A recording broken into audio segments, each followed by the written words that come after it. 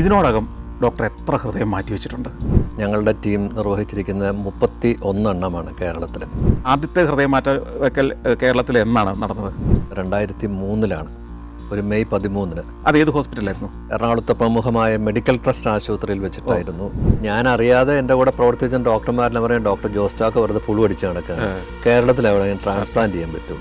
അപ്പോൾ എബ്രഹാം ഇങ്ങനെ ഇച്ചിരി കിതയ്ക്കുന്നൊക്കെ ഉണ്ട്, പുള്ളി ഒരു സ്റ്റെപ്പ് കയറിയാൽ വന്നത്. അപ്പോൾ ഞാൻ പറഞ്ഞു എബ്രഹാത്തിന് ആകെ ഒരു ട്രീറ്റ്മെൻറ്റേ ഉള്ളൂ, ഹൃദയം മാറ്റിവെക്കൽ ശസ്ത്രക്രിയ. ഞാൻ ഇതുവരെ ഹൃദയം മാറ്റിവെക്കൽ ശസ്ത്രക്രിയ ചെയ്തിട്ടില്ല. സാറ് ചെയ്യണം, സാറ് ചെയ്ത് വിജയിക്കുമെന്ന് എനിക്കറിയാം. നമ്മളിങ്ങനെ നിർവികാരനായിട്ട് നിൽക്കുകയാണല്ലോ, ജീവിതത്തിൽ ആദ്യമായിട്ട് ചെയ്യുന്നു. ഇത് കേരളത്തിലെ ആദ്യത്തെ ഹൃദയം മാറ്റിവെക്കൽ ശസ്ത്രക്രിയയാണ്. പരാജയപ്പെട്ടു കഴിഞ്ഞാൽ അടിമേടിക്കും, വിജയിച്ചു കഴിഞ്ഞാൽ ചരിത്രമാവും.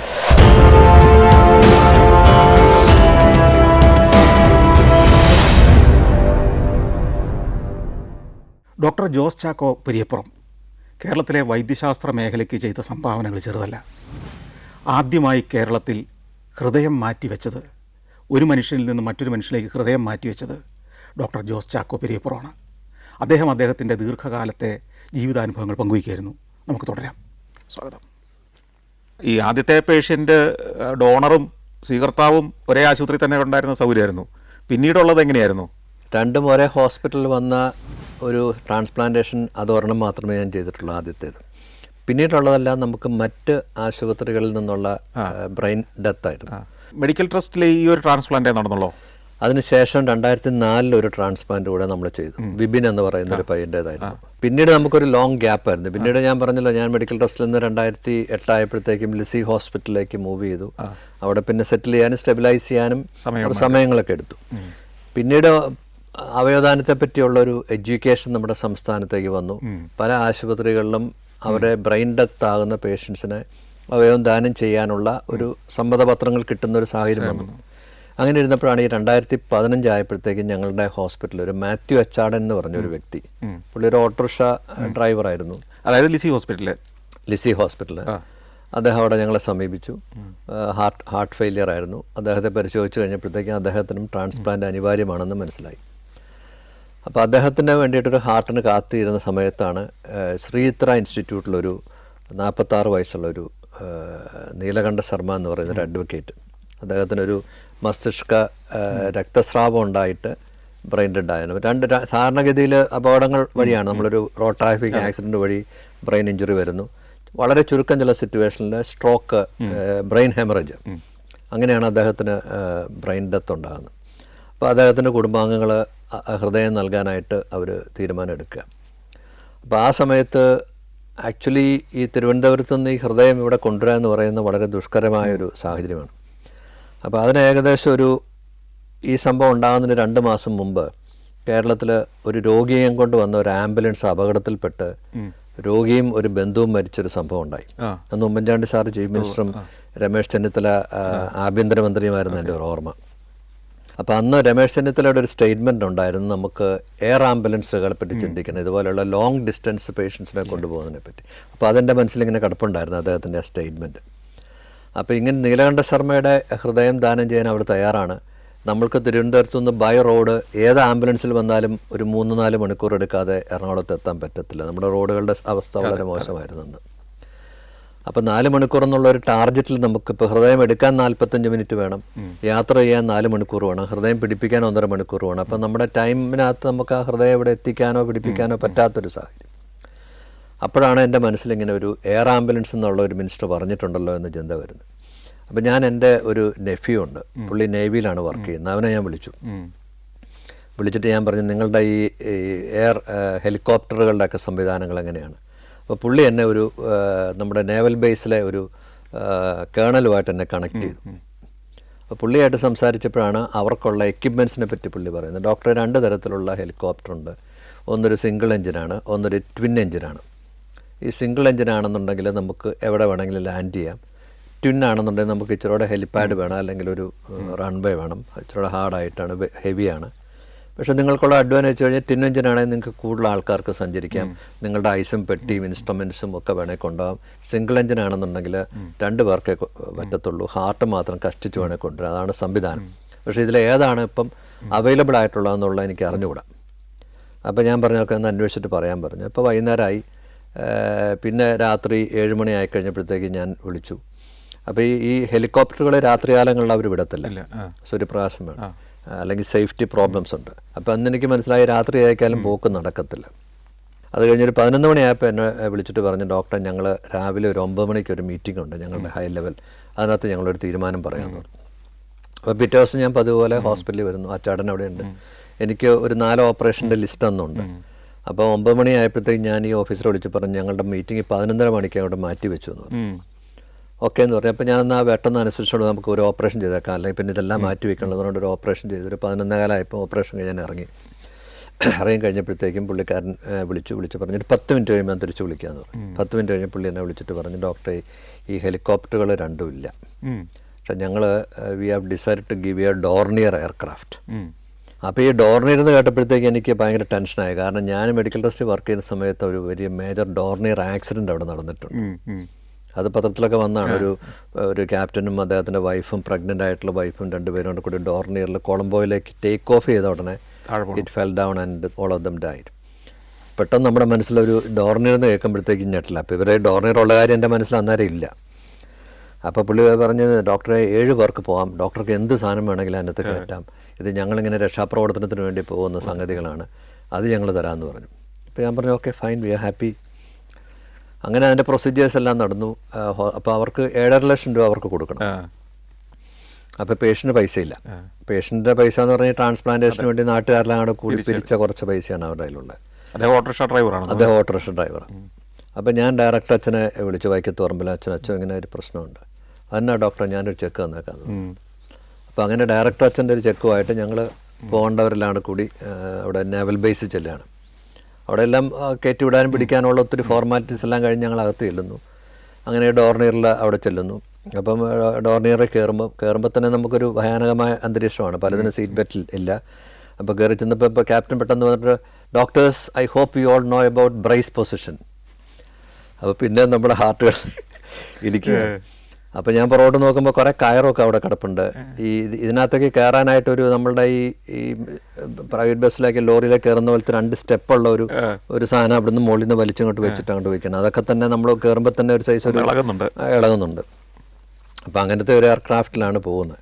പക്ഷേ ഇത് അങ്ങോട്ട് ടേക്ക് ഓഫ് ചെയ്യുന്ന സമയത്ത് ഭയങ്കരമായ വിറയും കിട്ടില്ല, നമ്മളിങ്ങനെ ഈ ഡീസൽ ഓട്ടോ അടിക്കുന്ന പോലെയായിരുന്നു. അപ്പോൾ ഭയം. പക്ഷേ ഇത് മുകളിലേക്ക് കയറി കഴിഞ്ഞിട്ട് was such A smooth travel.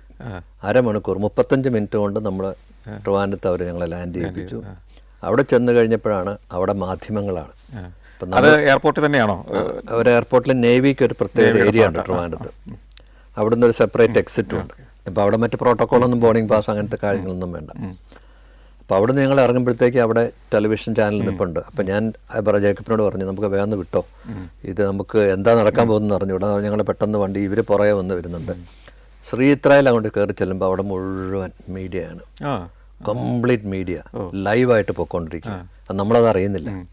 അപ്പോൾ അവിടെ ആൾക്കാർ സ്വാമിയെ ശരണമയ്യപ്പ എന്നൊക്കെ പറഞ്ഞ് ഇതാണ്. ഞാൻ വിചാരിച്ചത് എന്ത് പരിപാടിയാണെന്ന് വിചാരിച്ച് ഞാൻ ഇതിൻ്റെ ഇടയ്ക്കിടെ അകത്തേക്ക് ചാടി കയറി. അപ്പം നമ്മുടെ KNOSലെ നമ്മുടെ കേരള നെറ്റ്വർക്ക് ഓഫ് ഓർഗൻ ഡൊണേഷനിൽ ഡോക്ടർ നോബിളുണ്ട്. നോബിളും ഞാനും കൂടെ അങ്ങോട്ട് കയറുന്നു. ഞങ്ങളുടെ ടീമും പറയുന്നുണ്ട്. ഞാൻ കുറേ കൊറിഡോറിൽ അങ്ങോട്ട് സ്പീഡിൽ അങ്ങോട്ട് പോയപ്പോഴത്തേക്ക് ഓടി ഡോക്ടർ മാത്യു ബ്രാൻ എന്ന് പറയുന്ന ന്യൂറോ സർജൻ ഉണ്ട്. പുള്ളി എന്നെ എടുത്ത്, ജോസെ ഒരു ഉപകാരം ചെയ്യണം, ഇവരുടെ ബന്ധുക്കളുമായിട്ടൊന്ന് സംസാരിക്കണം, അവർ പുറത്ത് വെയിറ്റ് ചെയ്യുന്നത്. അപ്പോൾ ഞാൻ പറഞ്ഞു, മാത്യു ഞാൻ ഈ ഡോണറെ കണ്ടിട്ടില്ല, ഈ ഡോണറുടെ ഹാർട്ട് നമ്മൾ എടുക്കുന്നുണ്ടോ എന്ന് തീരുമാനിച്ചിട്ടില്ല, നമുക്ക് പരിശോധിച്ച് കഴിഞ്ഞത് അത് എടുക്കുന്നുണ്ടെങ്കിൽ നമ്മൾ സംസാരിച്ച പോരെ എന്ന് പറഞ്ഞാൽ മുന്നോട്ട് അങ്ങോട്ട് പോയി കഴിഞ്ഞ് പിന്നെയും പുള്ളി എന്നെ കയ്യിൽ ബലമായിട്ട് പിടിച്ചിട്ട് പറഞ്ഞു, ഡോക്ടർ ഒന്ന് വന്ന് കാണണം, കാരണം അവർ അറ്റ്ലീസ്റ്റ് അവയവം തരാൻ സന്നദ്ധത പ്രകടിപ്പിച്ചല്ല, അവർക്കൊരു നന്ദി പറ എന്ന് പറഞ്ഞ് ഞങ്ങൾ ഓൾമോസ്റ്റ് ഒരു തൊണ്ടി സഹിതം കൊണ്ടുപോകുന്ന പോലെ ഞങ്ങൾ അവിടെ കൊണ്ട് നിർത്തിയപ്പോൾ TV കാരെല്ലാം ചുറ്റുമുണ്ട്. അപ്പോൾ ഇവർ സ്വാമിയെ ശരണമയ്യപ്പ എന്ന് പറഞ്ഞ് പ്രാർത്ഥിക്കുകയാണ് അവർ. അപ്പോൾ ഞാൻ അന്നേരം TV കാരെല്ലാം കൂടെ നമുക്ക് മൈക്ക് ഫ്രണ്ടിലേക്ക് വെച്ചു. അപ്പോൾ ഞാൻ പറഞ്ഞിങ്ങനെ, ഞങ്ങൾ തീരുമാനിച്ചിട്ടില്ല, എന്നാലും ഇതുപോലത്തുള്ള വലിയൊരു കാരുണ്യ പ്രവൃത്തിയാണിത്, അൾട്രൂയിസം എന്നാണ് ഇതിന് പറയുന്നത്. എല്ലാം നഷ്ടപ്പെട്ടിട്ട് ആ നഷ്ടത്തിൻ്റെ ഇടയ്ക്ക് അവർക്ക് ഏറ്റവും വിലപ്പെട്ട ഹൃദയം വേറൊരു വ്യക്തിക്ക് ദാനം ചെയ്യുക എന്ന് പറയുന്നത് അത് വലിയൊരു മാതൃകയാക്കി നമ്മൾ മാറ്റണം. അവരുടെ കുടുംബാംഗങ്ങൾ എല്ലാവർക്കും നന്ദി പറയുന്നു, ദൈവം അനുഗ്രഹിക്കട്ടെ എന്ന് പറഞ്ഞു ഞാൻ അവിടെ കയറിപ്പോയി. അത് കഴിഞ്ഞ് നമ്മളവിടെ ചെല്ലുന്ന ഓപ്പറേഷൻ തിയേറ്റർ വെച്ച് ചെസ്റ്റ് തുറക്കുന്നു. അപ്പോൾ ചില ആശുപത്രികളിൽ നമ്മളൊരു ആൻജിയോഗ്രാം ടെസ്റ്റ് ചെയ്യാവോ എന്ന് ചോദിക്കും ഈ ഡോണറുടെ, കാരണം എന്തെങ്കിലും ബ്ലോക്ക് ഉണ്ടെങ്കിൽ നമുക്ക് എടുക്കാൻ പറ്റത്തില്ലല്ലോ. അപ്പോൾ അവിടെ അത് നടന്നില്ല. അത് കാരണം നമ്മൾ സാധാരണ ചെയ്യുന്നത് വെച്ചാൽ തുറന്നിട്ട് ഈ ഹാർട്ടിൻ്റെ ഉപരിതലത്തിലെല്ലാം നമ്മളിങ്ങനെ തൊട്ട് നോക്കി രക്തധമനികളിലൊക്കെ അവിടെ ഒത്തിരി കാൽസ്യം ഒക്കെ ഉണ്ടെന്നുണ്ടെങ്കിൽ നമ്മളത് എടുക്കത്തില്ല, ബ്ലോക്ക് ഉണ്ടെന്നുള്ള ഒരു സൂചനയാണ്. അപ്പോൾ നമ്മൾ ജസ്റ്റ് തുറക്കുന്നു, ഹാർട്ട് പാൽപ്പേറ്റ് ചെയ്യുന്നു, ഒത്തിരി കാൽസ്യം അവിടെ. ശരി. അപ്പോൾ അന്നേരം ലിവർ എടുക്കുന്ന ഡോക്ടർമാർ താഴെ ഓപ്പറേഷൻ തുടങ്ങിയിട്ടുണ്ട്. അപ്പോൾ ഇത് കണ്ട ഉടനെ ഞാൻ ഡോക്ടർ ജേക്കബിൻ്റെ അനസ്റ്റോളജിസ്റ്റ് ജേക്കബ് ഇത് ബ്ലോക്ക് ഉണ്ട് കേട്ടോ, അത് കാരണം നമ്മളിത് എടുക്കാതിരിക്കുന്നതല്ല. ഒന്നാമത് ടി വിക്കാരെല്ലാം പുറത്തുണ്ട്, എങ്ങാനും ഇതെടുത്തുകൊണ്ട് പോയി അവിടെ കൊണ്ടുപോയി വെച്ചിട്ട് പ്രശ്നം ഉണ്ടായി കഴിഞ്ഞാലും നമുക്ക് ബുദ്ധിമുട്ടായി. ഈവൻ അതർവൈസ് ഞാൻ ഗ്ലൗസ് ഊരി പുറത്തേക്ക് ഇറങ്ങി. അപ്പോൾ ഈ doctor Mathew Abraham neuro surgeon, പുള്ളിക്കാരന് വലിയ വിഷമമായിപ്പോയി. പുള്ളി പറഞ്ഞു സാറേ അത് എങ്ങനെയെങ്കിലും എടുക്കണം. ഞാൻ പറഞ്ഞു അതെങ്ങനെയെങ്കിലും എടുക്കണം എന്ന് പറഞ്ഞാൽ എങ്ങനെയാണ് നമുക്ക് ശരിയാകത്തില്ലല്ലോ, അല്ലെങ്കിൽ ഒരു ആൻജിയോഗ്രാം ചെയ്യണം. ആൻജിയോഗ്രാമോ? അപ്പോൾ ആൻജിയോഗ്രാം ചെയ്യുന്ന കാത്ത് ലാബിൽ അങ്ങോട്ടേക്ക് നമുക്ക് ഇനി ഇത് കൊണ്ടുപോകാൻ പറ്റത്തില്ല, എല്ലാം ചെസ്റ്റും വയറെല്ലാം തുറന്നു വെച്ചിരിക്കുക. അപ്പോൾ പുള്ളി പറഞ്ഞു ഞങ്ങളിവിടെ ഒരു പുതിയ ഫ്ലൂറോസ്കോപ്പി മെഷീൻ കൊണ്ടുവന്നിട്ടുണ്ട്, നമുക്ക് ആ മെഷീൻ ഇങ്ങോട്ട് കൊണ്ടുവരാം, നമുക്ക് ഇവിടെ വെച്ചൊരു ആൻജിയോഗ്രാം ചെയ്യാമെന്ന്. ഞാൻ പറഞ്ഞു ഓക്കെ എന്ന് പറഞ്ഞു. അങ്ങനെ അവർ ആ മെഷീൻ തള്ളിക്കൊണ്ട് വന്നു. അപ്പോൾ അവിടുത്തെ ഒരു കാർഡിയോളജിസ്റ്റ് വന്ന് ഈ അപ്പോൾ കയ്യേക്കട ആൻജിയോഗ്രാം ചെയ്യാൻ പറ്റില്ല, അവിടെ എല്ലാം പൈപ്പുകളാണ്, കാലേക്കട ചെയ്യുന്നത്. കാലയിൽ ആ രക്തധമനിയിൽ കുത്താൻ നോക്കിയിട്ട് പുള്ളി കിട്ടുന്നില്ല. അപ്പോൾ എൻ്റെ കൂട്ടത്തിൽ നിന്ന് ഡോക്ടർ ജോ ജോസഫ് ഉണ്ട്, നമ്മുടെ അപ്പോൾ ഞാൻ പറഞ്ഞു ജോ അവർ സ്ഥിരം ചെയ്യുന്നതാണ്. അപ്പോൾ ജോ വന്ന് പെട്ടെന്ന് കാത്തറ്റർ ഇട്ടു, ആൻജിയോഗ്രാം. ഈ ഫ്ലൂറോസ്കോപ്പിയുടെ ഒരു പ്രത്യേകത വെച്ച് കഴിഞ്ഞാൽ നമുക്ക് പിന്നീട് കാണാൻ പറ്റത്തില്ല, ആ കോൺട്രാസ്റ്റ് ഇഞ്ചെക്ട് ചെയ്യുന്ന സമയത്ത് സ്ക്രീനിൽ നമുക്ക് രക്തധമനികൾ കാണാം, ആ കാണുന്ന സമയത്ത് കണ്ടോണം. ഒന്നുകൂടെ റെക്കോർഡ് ചെയ്യാനും റിവൈൻഡ് ചെയ്യാനും പറ്റത്തില്ല. അങ്ങനെ 4 ഷോട്ട് എടുത്ത് 4 ഷോട്ടിലും ബ്ലോക്കില്ല. അപ്പം ഞാൻ ഈ ഫീൽ ചെയ്തതെല്ലാം ഈ കാൽസ്യം എല്ലാം പുറത്തേക്കാണ് വന്നിരിക്കുന്നത്, അകത്തേക്ക് ഇതിൻ്റെ ഉള്ളറയിലേക്ക് പോയിട്ടില്ല. അപ്പോൾ അങ്ങനെ ആ ഹാർട്ട് എടുത്ത് നമ്മൾ തിരിച്ച് വരികയാണ്. ഡോർണിയറിൽ വരുന്നു. ഡോർണിയർ എറണാകുളത്ത് നേവൽ എയർപോർട്ടിൽ ലാൻഡ് ചെയ്യുന്ന ഏകദേശം ഒരു 7 മണിക്കാണ് വൈകുന്നേരം. അപ്പോൾ ഞാൻ ഈ ലാൻഡ് ചെയ്യുന്ന സമയത്ത് ഞാൻ നോക്കുമ്പോഴത്തേക്കും ഭയങ്കരമായ ലൈറ്റുകളായ എയർപോർട്ടിന് ചുറ്റും. ഞാൻ why this all so much light, കാരണം ഇലക്ട്രിസിറ്റി ഇവിടെ യാതൊന്നും നടക്കുന്നില്ല, നമ്മുടെ ഒരു ഫ്ലൈറ്റ് മാത്രമേ ഉള്ളൂ എന്ന് പറയാറ്. പിന്നെ അറിഞ്ഞത് ഇവരുടെ ഈ ടെലിവിഷൻകാർ ഇങ്ങനെ കംപ്ലീറ്റ്ലി വോൾഡാണ്, കംപ്ലീറ്റ്ലി അവിടെ മുഴുവൻ ടി വി കംപ്ലീറ്റ് ലൈറ്റ് ഓരോ ഫ്ലാഷുകളും. പിന്നെ എന്താ ലൈവായിട്ട് ചെയ്യുന്നൊരു സാധനം ഉണ്ടല്ലോ, ഒബിവാനൊക്കെ അങ്ങനത്തെ സാധനങ്ങളൊക്കെ. അപ്പോൾ അത് കഴിഞ്ഞ് ഞങ്ങൾ ഇറങ്ങി. ഉടനെ ഞങ്ങൾക്ക് ആംബുലൻസ് ആയി. MG റോഡിൽ കൂടെ ഞങ്ങൾ പോകുമ്പോഴത്തേക്കും MG റോഡിൽ ഒരു മനുഷ്യൻ പോലും ഇല്ല റോഡിൽ. Lot of people on either side, complete green corridor. Police completely road അടച്ചു. 4 മിനിറ്റ് കൊണ്ട് ഈ നേവൽ എയർപോർട്ടിൽ നിന്ന് ലിസിയിൽ അവർ ഹാർട്ട് എത്തിച്ചത്. അപ്പോൾ ഞാനുണ്ട് കൂടെ. അപ്പോൾ നമ്മളവിടെ വരുന്നു, 9 മണിയാവും. നമ്മൾ ഭയങ്കര ടയേർഡായി. നമ്മൾ തലേദിവസം മുതൽ എൻ്റെ പുറകെ നടക്കുന്നു, അവിടെ ചെല്ലുന്നു, ഹാർട്ട് എടുക്കാൻ നോക്കുന്നു, വേണ്ടാൻ തീരുമാനിക്കുന്നു, വേണം പിന്നെ നമ്മളിവിടെ വന്ന് പിന്നെയും അച്ചാടൻ്റെ ഓപ്പറേഷൻ ഞാൻ തന്നെ തുടങ്ങണം. സിംഗിൾ മാൻ ടീമാണ്, അസിസ്റ്റൻസ് ഉണ്ട്. അപ്പോൾ ഹാർട്ട് അവിടെ കൊണ്ടുപോയി വയ്ക്കുന്നു. അതിനിടയ്ക്ക് ടി വിക്കാർ വരുന്നു, ഞാൻ പറ്റത്തില്ല എന്ന് പറയുന്നു. പിന്നെ തിയേറ്ററിൽ കയറുന്നു. രാവിലെ 2:30 മണി 3 മണിയായപ്പോഴാണ് അച്ചാടൻ്റെ ശരീരത്തിൽ ഇത് സ്പന്ദിക്കുന്നത്. സാധാരണ എത്ര സമയം എടുക്കും ഒരു ഹൃദയം എടുത്തു കഴിഞ്ഞ് ഇവിടെ കൊണ്ടുവന്ന് പുതിയ ആളിലേക്ക് ഇത് ഘടിപ്പിച്ച് പൂർത്തിയാകുന്നതിന്? ഘടിപ്പിക്കാൻ വേണ്ടി മാത്രം ഒരു 1.5 hours അത് മതി. പിന്നെ അത് കഴിഞ്ഞ് പിന്നെ 1 മണിക്കൂർ നമ്മൾ ഈ പുതിയ രക്തം ഹൃദയത്തിലൂടെ പോകാൻ വേണ്ടി റീപെർഫ്യൂഷൻ ടൈം എന്ന് പറയും. പിന്നെ നമ്മൾ ബൈപ്പാസ് നിന്ന് പതുക്കെ എടുക്കും. പിന്നെ നമ്മൾ ബ്ലീഡിങ് കൺട്രോൾ ചെയ്യും. പിന്നെ നമ്മൾ ചെസ്റ്റ് ക്ലോസ് ചെയ്യും. പിന്നെ ഐസിയിലേക്ക് കൊണ്ടുപോകും. എല്ലാ പ്രോസസ്സെല്ലാം കൂടി ഇവിടുത്തെ ഓപ്പറേഷൻ ടൈം ഒരു 5 hours എടുക്കും. 5 hours, അതായത് ഓപ്പറേഷൻ തിയേറ്ററിൽ നിന്ന് പുറത്തിറങ്ങണമെങ്കിൽ ഒരു 5 hours എടുക്കും. അത് കഴിഞ്ഞപ്പോൾ 2 മണിയായി. 2 മണിയായപ്പോഴത്തേക്കും ഞങ്ങളുടെ PR ഉണ്ട് രാജേഷ് വന്നിട്ട് പറഞ്ഞു, സാറേ ഒരു TV. ഞാൻ പറഞ്ഞു 2 മണിക്ക് എന്ത് TV? സാറേ അവരെല്ലാവരും താഴെയുണ്ട്, വെയിറ്റ് ചെയ്യാണ്. അപ്പം ഞാൻ പറഞ്ഞു ഇങ്ങനെ എല്ലാവരും ഇങ്ങനെ കാണുന്നത്. അപ്പോൾ പുള്ളി പറഞ്ഞു അങ്ങനെ. ഞാൻ പറഞ്ഞു വേണമെങ്കിൽ എല്ലാവരും കൂടെ വേണമെങ്കിൽ ഞാൻ ഒരു 5 മിനിറ്റ് കാണാം. പക്ഷേ എവിടെ പോയി കാണാൻ എനിക്ക് അങ്ങോട്ട് വരാൻ പറ്റത്തില്ല. ഞാൻ തിയേറ്ററിലെ ഡ്രസ്സിലാണ്. പേഷ്യൻ്റ് അത്ര എനിക്ക് വിട്ടിട്ട് താഴോട്ട് വരാൻ പറ്റത്തില്ല. പിന്നെ അവരെല്ലാം കൂടെ ഇതെല്ലാം കൂടെ പൊക്കിയെടുത്ത് അവിടെ ഓപ്പറേഷൻ തിയേറ്ററിൻ്റെ പുറത്തൊരു ഏരിയയിൽ വന്ന് ഇൻ്റർവ്യൂ. ഇത് കഴിഞ്ഞ് ഇവരോട് പോയി കഴിഞ്ഞപ്പോഴത്തേക്കും ഒരു ചാനലുകാരൻ മാത്രം, ഡോക്ടറെ ഞങ്ങൾക്കൊരു ബൈറ്റ് തരാം. ഇങ്ങനെ ഓരോരുത്തർക്കും ബൈറ്റ് കൊടുത്ത് എല്ലാവർക്കും അവസാനം ബൈറ്റ് കൊടുക്കും. അപ്പോൾ ഏകദേശം ഒരു 4 മണിയായി നമ്മുടെ ഇത് കഴിയുമ്പോഴത്തേക്കും. ഇത് കഴിഞ്ഞിട്ട് ഇദ്ദേഹത്തിന് എന്തെങ്കിലും പ്രോബ്ലം ഉണ്ടാകുമായിരുന്നു നമുക്ക് നിൽക്കിക്കളിൽ. ഇപ്പോഴും പുള്ളിക്കാരൻ 2015 അച്ചാറിന് ചെയ്ത ട്രാൻസ്പ്ലാന്റേഷൻ ആ പേഷ്യൻ്റ് ഇപ്പോഴും ഓട്ടോറിക്ഷ ഓടിച്ചുകൊണ്ട് 10 വർഷങ്ങൾക്ക് ശേഷം ഹീസ് ഡൂയിങ് വെൽ. ശരിക്കും ഈ ട്രാൻസ്പ്ലാന്റിന് ഒരു ആയുർദൈർഘ്യം അല്ലെങ്കിൽ ഒരു ലൈഫ് എക്സ്പെക്റ്റൻസി പറയുന്നത് എത്രയാണ്, പ്രതീക്ഷിക്കുന്നത് എത്രയാണ്? വളരെ പെർട്ടിനൻ്റ് ആയിട്ടുള്ള ചോദ്യമാണ്. കാരണം നമ്മൾ ഈ ട്രാൻസ്പ്ലാന്റ് ചെയ്ത് കഴിഞ്ഞ് 15 വർഷം കഴിയുമ്പോൾ രോഗി മരിച്ചു എന്ന് പറഞ്ഞുകൊണ്ട് ചിലപ്പോൾ ആൾക്കാർ നമ്മളെ കളിയാക്കാറുണ്ട്. ഈ ട്രാൻസ്പ്ലാന്റേഷൻ ഏതവയാണെങ്കിലും പ്രത്യേകിച്ച് ഹൃദയമാണെങ്കിലും ഇതൊരു ലൈഫിനൊരു എക്സ്റ്റൻഷൻ മാത്രമേ നമുക്ക് കൊടുക്കാൻ പറ്റത്തുള്ളൂ, കുറച്ച് വർഷങ്ങൾ. അതായത് 6 മാസം അല്ലെങ്കിൽ 3 മാസത്തിനുള്ളിൽ ജീവൻ നഷ്ടപ്പെടുമെന്ന് പറയുന്ന ഒരു വ്യക്തിക്ക് നമ്മളൊരു 5 വർഷം 10 വർഷം കൊടുക്കുക എന്ന് പറഞ്ഞാൽ നമുക്ക് time is the most expensive. സാധാരണഗതിയിൽ നമ്മളൊരു 100 ട്രാൻസ്പ്ലാന്റ് ചെയ്ത് കഴിഞ്ഞാൽ 5 വർഷം കഴിയുമ്പോൾ 70 പേരെ അതിനകത്ത് ജീവിച്ചിരിക്കത്തുള്ളൂ. 10 വർഷം കഴിഞ്ഞ് കഴിഞ്ഞാൽ 40% ആൾക്കാരെ ജീവിച്ചിരിക്കത്തുള്ളൂ. അതാണ് നമ്മളുടെ ഇൻ്റർനാഷണൽ ഡേറ്റ. അപ്പോൾ നമ്മൾ ഇതിപ്പം ചില പേഷ്യൻസ് നമ്മൾ ഈ ഹാർട്ടിനെ റിജക്റ്റ് ചെയ്താൽ നമ്മൾ രണ്ടാമത് ഹാർട്ട് ചിലപ്പോൾ മാറ്റി വയ്ക്കുന്ന ചില സിറ്റുവേഷൻസ് ഉണ്ട്. അങ്ങനെ ചെയ്തിട്ടുണ്ടോ? ഇന്ത്യയിൽ ആദ്യമായിട്ട് ഒരു ഹൃദയം മാറ്റിവെച്ച ആളുടെ രണ്ടാമത് ഹൃദയം മാറ്റിവെക്കുന്ന നമ്മുടെ ടീമാണ് ഗിരീഷ്. ഗിരീഷ് ഇപ്പോഴും 12 വർഷമായി റീട്രാൻസ്പ്ലാന്റേഷൻ ചെയ്തിട്ട്. ആദ്യത്തെ ട്രാൻസ്പ്ലാന്റ് കഴിഞ്ഞ് എത്ര വർഷം കഴിഞ്ഞപ്പോഴാണ് ഈ രണ്ടാമത്തെ ചെയ്തത്? ഈ ഗിരീഷ് എന്ന് പറയുന്ന വലിയൊരു സ്റ്റോറിയാണ്. ഗിരീഷ് വിപ്രോയിൽ വർക്ക് ചെയ്യുന്ന ഒരു എഞ്ചിനീയറാണ്. പുള്ളി ബാംഗ്ലൂരായിരുന്നു. അപ്പോൾ പുള്ളി എങ്ങനെയോ തേടി പിടിച്ചിട്ട്, പാലക്കാടുകാരനാണ്, എങ്ങനെയോ തേടി പിടിച്ച് ലിസിയിൽ വന്നു. അപ്പം ഞാനിങ്ങനെ ഒ പിയിൽ ഇരിക്കുന്നു. അപ്പം പിള്ളേർ വന്ന് പറഞ്ഞൊരു ഹാർട്ട് ട്രാൻസ്പ്ലാന്റേഷൻ ഒരു പേഷ്യൻ്റ് വന്നിട്ടുണ്ട്. അപ്പോൾ ഞാൻ ഞെട്ടിപ്പോയി. കാരണം ഹാർട്ട് ട്രാൻസ്പ്ലാന്റേഷൻ്റെ പേഷ്യൻ്റ് വരിക എന്ന് പറയുന്നതിന് മുമ്പ് ആൾക്കാർ കാർഡിയോളജിസ്റ്റൊക്കെ വിളിച്ച് വലിയൊരു ഇതായിട്ടാണ് വരുന്നത്. രോഗി തന്നെ ഞാൻ അതിന് വന്നതെന്ന് പറഞ്ഞു വരുന്നത്. പുള്ളി അവിടെ വന്നിരുന്നു. അപ്പം ഞാൻ ഇച്ചിരി ചട്ടിയാണ് വരുന്നത്. അപ്പം ഞാൻ എന്ത് പറ്റി? എനിക്ക് ഡോക്ടറെ ആങ്കലോസിങ് സ്പോണ്ടൈലൈറ്റിസ് ഉണ്ട്. അതായത് പുള്ളിയുടെ ജോയിൻറ്റിനെയൊക്കെ ബാധിക്കുന്ന ഒരു അസുഖമാണ്. അപ്പോൾ പുള്ളിയുടെ എല്ലാ ജോയിൻറ്റിലും സ്റ്റിഫാണ്. ഓ ശരി, ഇരിക്കുക. അപ്പം പുള്ളി വളരെ പതിഞ്ഞൊരു ശബ്ദമാണ്. അപ്പം പുള്ളിയുടെ ചോദിച്ചാൽ എന്ത് ചെയ്യുന്നു? ഞാൻ ബാംഗ്ലൂർ വിപ്രോയിലൊരു എഞ്ചിനീയറാണ്. പുള്ളി കംപ്ലീറ്റ്ലി പുള്ളിയുടെ ഡയഗ്നോസിസ് മുതൽ ഇൻവെസ്റ്റിഗേഷൻ വരെ ഒരു 10 മിനിറ്റ് കൊണ്ടോട്ട് പറഞ്ഞു. ഭയങ്കര ലേണഡ് പേഴ്സൺ. പുള്ളിയുടെ എല്ലാ കാര്യങ്ങളും പുള്ളിക്കറിയാം. ഇന്ന ഡോക്ടർ, ഇന്ന കാര്യങ്ങൾ, ബ്ലഡ് ഗ്രൂപ്പ് മുതൽ പുള്ളിക്ക് ട്രാൻസ്പ്ലാന്റേഷനെ പറ്റി കംപ്ലീറ്റ്ലി റിസർച്ച് ചെയ്ത് വന്ന് നമ്മുടെ മുന്നിലിരിക്കുക. അപ്പോൾ ഞാൻ ഒക്കെ എക്സാമിൻ ചെയ്ത് എക്കോയൊക്കെ നോക്കിയിട്ട് ഞാൻ പറഞ്ഞു, ഗിരീഷ് ഇതാണ് നമ്മുടെ സിറ്റുവേഷൻ. എനിക്കറിയാം ഡോക്ടറെ. അപ്പം അതിനെപ്പറ്റി ഒന്ന് ആലോചിക്കാനൊന്നുമില്ല, ഞാൻ തീരുമാനിച്ചിട്ടാണ് വന്നേക്കുന്നത്. അപ്പം ഞാൻ പറഞ്ഞു, ഞങ്ങളിപ്പോൾ ഈ രണ്ടാമത് ട്രാൻസ്പ്ലാന്റ് പ്രോഗ്രാം തുടങ്ങുന്നതേ ഉള്ളൂ കേട്ടോ. ഡോക്ടർ തന്നെ ചെയ്യണം. എനിക്ക് ചെന്നൈ പോയായിരുന്നു, ബാംഗ്ലൂർ ആയിരുന്നു. പക്ഷേ എനിക്ക് ഇദ്ദേഹത്തിന്റെ രണ്ടാമത്തെ ട്രാൻസ്പ്ലാന്റിന് വേണ്ടിയിട്ടാണ്? ആദ്യത്തെ ഫസ്റ്റ് ട്രാൻസ്പ്ലാന്റ്. ഇത് 2012 സംഭവമാണ്. അപ്പോൾ അങ്ങനെ പുള്ളിക്കാരനെ നമ്മൾ ഷോർട്ട് ലിസ്റ്റ് ചെയ്യാണ്, അപ്ലോഡ് ചെയ്യാണ്. അങ്ങനെ ഇരുന്നപ്പോഴാണ് നമ്മൾ കോലഞ്ചേരി മെഡിക്കൽ കോളേജിൽ നിന്നൊരു യുവാവ് ഒരു റോഡ് ബൈക്ക് ആക്സിഡൻറ്റിൽ വന്ന് പുള്ളിക്ക് ഹാർട്ട് ട്രാൻസ്പ്ലാന്റേഷൻ നടന്നു. ഗിരീഷിന് വളരെ വിജയകരമായിട്ട് പോയി, ഹാപ്പിയായി. അപ്പോൾ പുള്ളിക്ക് അതിനിടയ്ക്ക് ഈ ഹിപ്പിൻ്റെ, ഞാൻ പറഞ്ഞല്ലോ ജോയിൻറ്റിൻ്റെ ഒരു പ്രോബ്ലം ഉണ്ടെന്ന്. അപ്പോൾ ഒരു ഹിപ്പിൻ്റെ പ്രോബ്ലം വളരെ കഠിനമായിരുന്നു. അത് ഈ ഹാർട്ടുമായിട്ട് ബന്ധപ്പെട്ട പ്രശ്നമല്ലല്ലോ, സെപ്പറേറ്റ് തിങ്. അപ്പോൾ പുള്ളിക്ക് ആ ഹിപ്പ് മാറ്റി വയ്ക്കണം. അപ്പോൾ ഇയാളെ ഞാൻ പറഞ്ഞല്ലോ, പുള്ളി ഭയങ്കര സ്ട്രോങ് ബിൽഡ് പേഴ്സണാണ്. അപ്പോൾ ഞാൻ വിചാരിച്ച് ഈ ഹാർട്ടൊക്കെ മാറ്റി വെച്ച് പുള്ളിക്ക് എന്തിനായി ഹിപ്പിനെ പറ്റി ചിന്തിക്കുന്നത്? അപ്പോൾ പുള്ളി he wanted everything to be done, perfect ആയിരിക്കണം. അപ്പോൾ പുള്ളിക്കാരനെ എറണാകുളത്ത് തന്നെ ഒരു വേറൊരു ഹോസ്പിറ്റൽ, നല്ലൊരു ഓർത്തോപീഡിക് സർജൻ ഉണ്ട്, അവിടെ ചെയ്യാൻ പുള്ളി തീരുമാനിച്ചു. അപ്പോൾ ഞങ്ങൾ പറഞ്ഞു, ഞാനും എൻ്റെ അനസ്തറ്റിസ്റ്റ് ഡോക്ടർ ജേക്കബ് കൊണ്ട് അവിടെ വരാമെന്ന്. ജേക്കബിൻ്റെ ആവശ്യമുള്ളൂ, അനസ്തീസിയ തരാനും ബാക്കിയുള്ള കാര്യങ്ങളും മറ്റ് മറ്റ് പ്രതിരോധ മരുന്നുകളെല്ലാം ഞങ്ങൾ അഡ്ജസ്റ്റ് ചെയ്തോളാം. അങ്ങനെ ഞങ്ങളവിടെ പോയി ആ ഓപ്പറേഷൻ കഴിഞ്ഞു.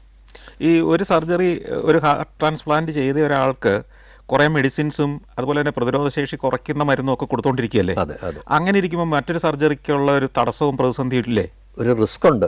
പക്ഷെ നമുക്ക് ചെയ്യേണ്ടതാണെങ്കിൽ ചെയ്യാമെന്ന് മാത്രമേ ഉള്ളൂ. ആ റിസ്ക് എടുത്ത് നമ്മൾ ചെയ്യണം. അതിനുള്ള പ്രീകോഷൻസ് നമ്മൾ ചെയ്യണം. അതിൻ്റെ ഡോസ് അഡ്ജസ്റ്റ് ചെയ്യണം. എല്ലാം വളരെ കൃത്യമായിട്ട്, സർജറിയൊക്കെ ഭയങ്കര സ്റ്റെറൈലായിട്ടൊക്കെ ചെയ്യണം. അപ്പോൾ അങ്ങനെയാണ് പുള്ളിക്കാരനത് നിർവഹിച്ചത്. അപ്പോൾ ഞങ്ങളുടെ പ്രസൻസിലും കൂടെയാണ് ചെയ്തത്. അത് കഴിഞ്ഞൊരു 3 മാസം കഴിഞ്ഞപ്പോഴത്തേക്കും ഇയാൾക്ക് പതുക്കെ ഒരു ശ്വാസം മുട്ട് തുടങ്ങുകയാണ്. ചില ഫീവറും വരുന്നു. അപ്പോൾ ഗിരീഷ് ഞങ്ങളെ വരുന്നു. ഞങ്ങൾ എക്കോ ചെയ്യുമ്പോഴത്തേക്കും ഹൃദയത്തിൻ്റെ വലതുവശത്തെ ട്രൈക്കസ്പിഡ് എന്ന് പറഞ്ഞൊരു വാൽവിന് ലീക്ക് തുടങ്ങിയിട്ടുണ്ട്. നേരത്തെ ഇല്ലായിരുന്നു ലീക്ക് ട്രാൻസ്പ്ലാന്റേഷൻ കഴിഞ്ഞപ്പോഴത്തേക്കും. അപ്പോൾ ഞങ്ങൾ പരിശോധിച്ച് കഴിഞ്ഞാൽ പുള്ളിക്കാരന് ഫീവറുണ്ട്. അപ്പോൾ മിക്കവാറും ഇതൊരു ഇൻഫെക്ഷൻ ആയിരിക്കാം. കാരണം നമ്മൾ ഈ പ്രതിരോധ മരുന്ന്, ശക്തി കുറയ്ക്കാനുള്ള മരുന്നുകളൊക്കെ തരുന്നുണ്ട്. ഈ ഹാർട്ട് ട്രാൻസ്പ്ലാന്റ് അല്ലെങ്കിൽ ഏത് അവയവം മാറ്റിവെച്ച ആൾക്കാരുടെയും പോസ്റ്റ് ഓപ്പറേറ്റീവ് ഫേസിലെ ഏറ്റവും വലിയ റിസ്ക് ഇൻഫെക്ഷനാണ്. എസ്പെഷ്യലി ഫംഗൽ ഇൻഫെക്ഷൻസ്, ആസ്പെർജില്ലോസിസ് എന്നൊക്കെ പറഞ്ഞ കാൻഡിഡ. കാരണം അവരുടെ ഫൈറ്റിംഗ് പവർ കുറച്ചിരിക്കുകയാണ് നമ്മൾ. അപ്പോൾ നമ്മൾ ഹൃദയത്തെ പ്രതിരോധിക്കാൻ തടയാൻ വേണ്ടി നമുക്ക് കൊടുക്കുന്ന മരുന്ന് എല്ലാ പ്രതിരോധ ശക്തിയും കുറയ്ക്കും. So they are prone for infection. അപ്പോൾ ഞങ്ങൾ ഈ ട്രൈക്കസ്പിഡ് വാൽവിന് ലീക്കും ആ ലീക്കിൻ്റെ കാരണം ഇൻഫെക്ഷനും ആണെന്നുള്ള മനസ്സിലാക്കി. പിന്നെ ആൻറ്റിബയോട്ടിക്സ് സ്റ്റാർട്ട് ചെയ്തു. അത് കഴിഞ്ഞ് ഓരോ ദിവസം ചെല്ലുന്തോറും പുള്ളി വീക്കായിക്കൊണ്ടിരിക്കുന്നു. അപ്പോൾ ഞാനൊരു ദിവസം ഗിരീഷിൻ്റെ അടുത്ത് പോയിട്ട് ഞാൻ പറഞ്ഞു, ഗിരീഷെ നമുക്ക് ഇച്ചിരി ബുദ്ധിമുട്ടുണ്ട്, വലതുവശത്തെ ഹാർട്ട് മോശമായിക്കൊണ്ടിരിക്കുകയാണ്, വാൽവ് ലീക്കുണ്ട്, വാൽവിൻ ലീക്ക് വരുമ്പോഴത്തേക്കും ഹാർട്ടിൻ്റെ പമ്പിങ്ങും കുറയും. അപ്പോൾ പറഞ്ഞു എനിക്കെല്ലാം അറിയാം ഡോക്ടറെ, എല്ലാം എനിക്കറിയാം, എനിക്ക് ബുദ്ധിമുട്ടാണ്, ഐ മീൻ ട്രബിൾ എന്ന് എനിക്കറിയാമെന്ന് പറഞ്ഞു. അപ്പോൾ ഞാൻ പറഞ്ഞു എനിവേ നമുക്ക് മരുന്നുകൊണ്ട് തന്നെ നോക്കാം. അപ്പോൾ ഇൻഫെക്ഷൻ്റെ ട്രീറ്റ്മെൻറ്റ് 42 ദിവസത്തെ ആൻറ്റിബയോട്ടിക്കാണ് ഈ വാൽവിൻ ഇൻഫെക്ഷൻ വന്ന് നമ്മൾ കണ്ടിന്യൂസ് ആയിട്ട് ഇൻട്രാവീനസ് ആയിട്ട് കൊടുത്തുകൊണ്ടിരിക്കുന്നത്. അങ്ങനെ ഏകദേശം ഒരു 3-4 ആഴ്ച ആയി കഴിഞ്ഞ് പുള്ളിയുടെ ശ്വാസം മുട്ട് അങ്ങോട്ട് കൂടി പുള്ളിയെ ഞങ്ങൾ ICUലേക്ക് മാറ്റി. ICUലേക്ക് മാറ്റി പിറ്റേ ദിവസം പുള്ളിക്കാരൻ ICUയിൽ വെച്ചിട്ടൊരു കാർഡിയക് അറസ്റ്റ്. അപ്പോൾ ഞങ്ങൾ ഭാഗ്യത്തിന് എല്ലാവരും ഇവിടെ ഉണ്ടായിരുന്നു, ഓപ്പറേറ്റിംഗ് ആയിരുന്നു. പുള്ളി മസാജ് തുടങ്ങി, ടെക്നീഷ്യൻസ് എല്ലാം വന്ന് ഏകദേശം ഒരു 35 മിനിറ്റോളം നമ്മൾ മസാജ് ചെയ്ത് വെന്റിലേറ്ററിലിട്ടു. പുള്ളി റിക്കവർ ചെയ്തു.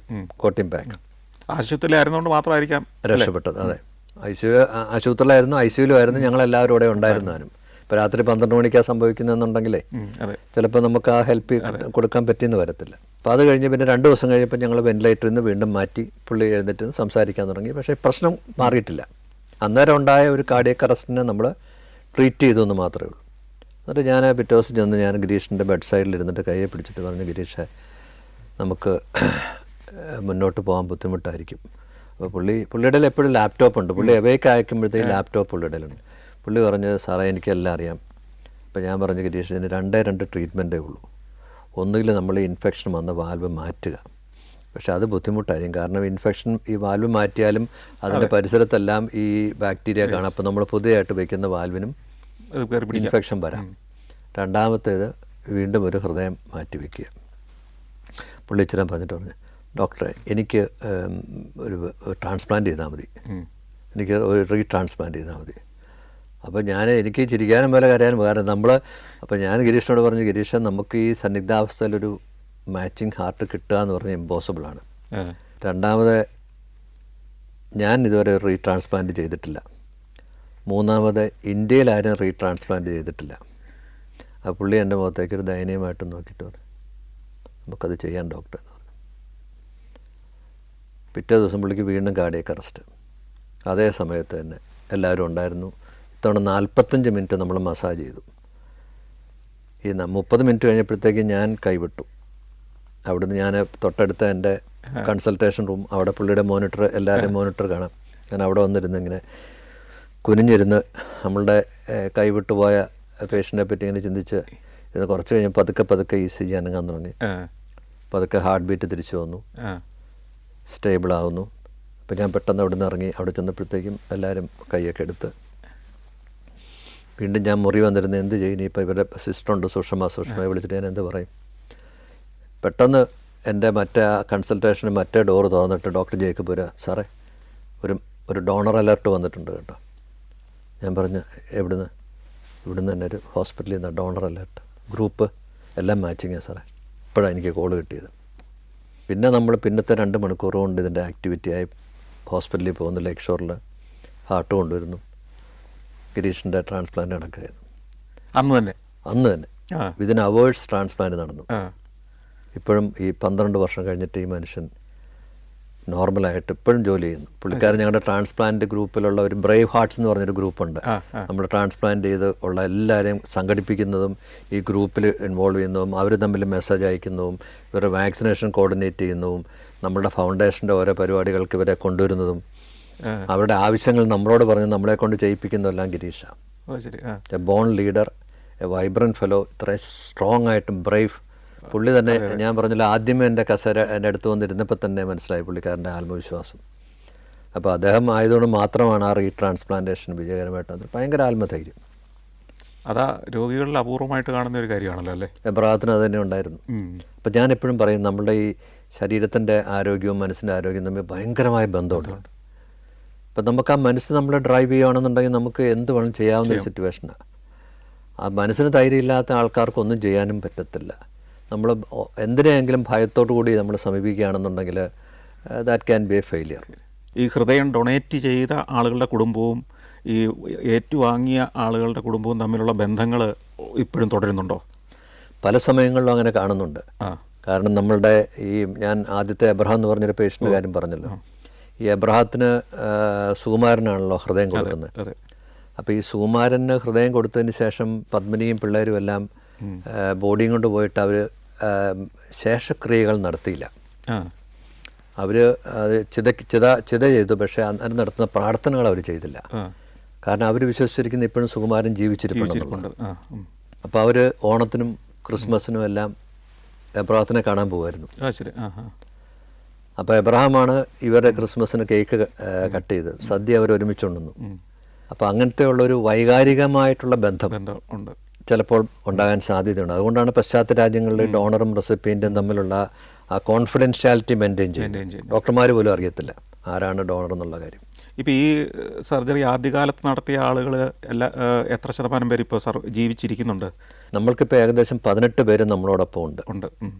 അതൊരു നല്ല നമ്മളുടെ ഒരു പെർസെൻറ്റേജ് വെച്ച് നോക്കുകയാണെങ്കിൽ നമുക്കൊരു ഇൻ്റർനാഷണൽ സർവൈവൽ പെർസെൻറ്റേജിനേക്കാളും നല്ല പെർസെൻറ്റേജ് നമുക്ക് നമ്മളുടെ നമ്പേഴ്സിനുണ്ട്. ഇത്തരം ഒരു ട്രാൻസ്പ്ലാന്റ് ഒരു പേഷ്യൻറ്റിന് ചെയ്യേണ്ടി വന്നാൽ ഇപ്പോഴത്തെ നിരക്കിൽ ഏറ്റവും ചുരുങ്ങിയത് എത്ര പണം ചിലവ് വരും? നമുക്ക് ആക്ച്വലി ഞാൻ പറഞ്ഞ പോലെ നമ്മുടെ ഇൻസ്റ്റിറ്റ്യൂഷൻ ഒരു മിഷൻ ഹോസ്പിറ്റൽ ആയതുകൊണ്ട് നമ്മൾ എന്താണ് കോസ്റ്റ് അത് മാത്രമേ നമ്മൾ ചാർജ് ചെയ്യുന്നുള്ളൂ. ഞങ്ങൾക്ക് പറഞ്ഞാൽ വിശ്വസിക്കുമെന്ന് പറഞ്ഞുകൂടെ, ഞങ്ങൾക്ക് ബൈപ്പാസ് സർജറി ചെയ്യുന്നതിന് ഞങ്ങൾക്ക് പ്രൊഫഷണൽ ചാർജ് ഉണ്ട്. പക്ഷേ ട്രാൻസ്പ്ലാന്റേഷന് ഡോക്ടർമാരും ഒരു ചാർജ് കൊടുക്കുന്നില്ല.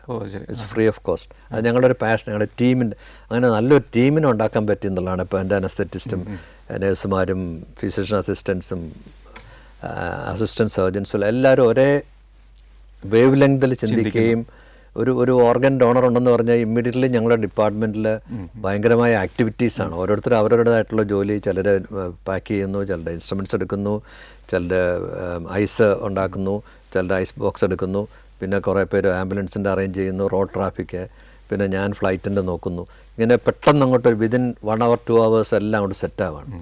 കോസ്റ്റിനെ പറ്റി പറയുമ്പോഴത്തേക്ക് ഞങ്ങൾ കഴിഞ്ഞ മാസം അടുപ്പിച്ച് 3 ട്രാൻസ്പ്ലാന്റ് ചെയ്തിരുന്നു. ഒരു ദിവസം ഒരു അജിനേലിയാസ് എന്ന് പറഞ്ഞ ഒരാളുടെയും പിറ്റേ ദിവസം ആവണി എന്ന് പറഞ്ഞൊരു കുട്ടിയെ വന്ദേ ഭാരതിൽ കൊണ്ടുവന്ന് ഓർക്കുന്നുണ്ടായിരിക്കും. ഈ 2 പേഷ്യൻസിന് ഡിസ്ചാർജ് ചെയ്ത് പോകുമ്പോഴത്തേക്കും 2 പേരുടെയും ബില്ല് ലെസ് ദാൻ 12 lakhs ആയിരുന്നു. നമ്മൾ അന്യ സംസ്ഥാനങ്ങളിൽ അവർ 40 lakhs to 50 lakhs ആണ് അവരുടെ സ്റ്റാർട്ടിംഗ് കോസ്റ്റ്. അപ്പോൾ അത്രമാത്രം ഒരു ബൈപ്പാസ് സർജറി ചെയ്യാനായിട്ട് മറ്റ് സംസ്ഥാനത്തിൽ പോയ എത്രയും കോസ്റ്റ് വരും. അപ്പോൾ അത് സർജറിക്ക് മാത്രമല്ല, അവരുടെ പോസ്റ്റ് ഓപ്പറേറ്റീവ് ചെക്കപ്പ്, അവരുടെ ഫുഡ്, അവർ പോകുമ്പോഴത്തേക്ക് അവർ 6 ആഴ്ചത്തെ മെഡിക്കേഷൻസ് ഉൾപ്പെടെ ഉള്ളൊരു കോസ്റ്റാണത്. അപ്പോൾ അത്രമാത്രം നമുക്ക് അഫോർഡബിളായിട്ട് ചെയ്യാൻ പറ്റുന്നുണ്ട്. ഒരു ട്രാൻസ്പ്ലാന്റ് ആദ്യമായിട്ട് സാക്ഷ്യം വഹിക്കുന്നത് എപ്പോഴാണ്? ഡബ്ലിനിലെ മാറ്റർ ഹോസ്പിറ്റലിൽ ഞാൻ 6 മാസം പ്രവർത്തിച്ചിരുന്നു എന്ന് പറഞ്ഞു. അന്നാണ് അയർലൻഡിലെ ഏറ്റവും ആദ്യത്തെ ഹൃദയം മാറ്റിവെക്കൽ ശസ്ത്രക്രിയ നടത്തുന്നത്. ഒരു ദിവസം രാവിലെ അവിടെ ഭയങ്കരമായ ബഹളങ്ങളും ആൾക്കാർ ഓടുന്നു പിടിക്കുന്നു എല്ലാം കഴിയുമ്പോഴത്തേക്ക് ഞാൻ സീനിയർ നേഴ്സിനോട് ചോദിച്ചു, what is happening? Jose, don't you know that we are doing transplant today?